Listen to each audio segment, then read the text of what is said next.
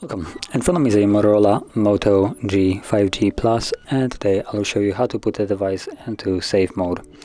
And to get started, hold the power key, and when you see the boot options, you want to hold the power off option. This will bring up the reboot to safe mode message right here. So asking you, do you want to reboot into safe mode? This will disable all third-party applications you have installed. You'll be restored when you reboot again, or they will be restored. So in other words, it basically disables every app that you have downloaded. So when it boots up, things like your widgets will be completely disabled.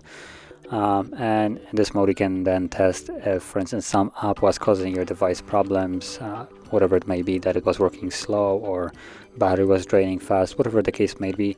You can basically enable it and see in the safe mode if that problem still persists, and if it does, then probably the problem was more with your device, not something that you have installed.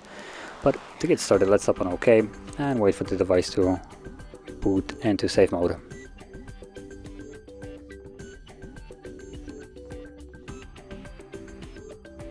And as you can see, we're now back in Android, and you can see in the bottom left corner safe mode. So there we go. So that is just a confirmation that we're now in safe mode.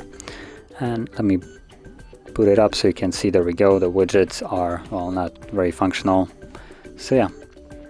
Now once you're done with the mode, all you need to do is to leave it is simply hold power key, select restart, and once it boots back up, it will be then back in the normal mode.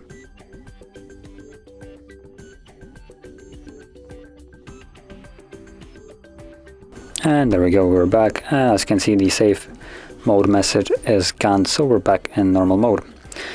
And if you found this video helpful, don't forget to hit like, subscribe, and thanks for watching.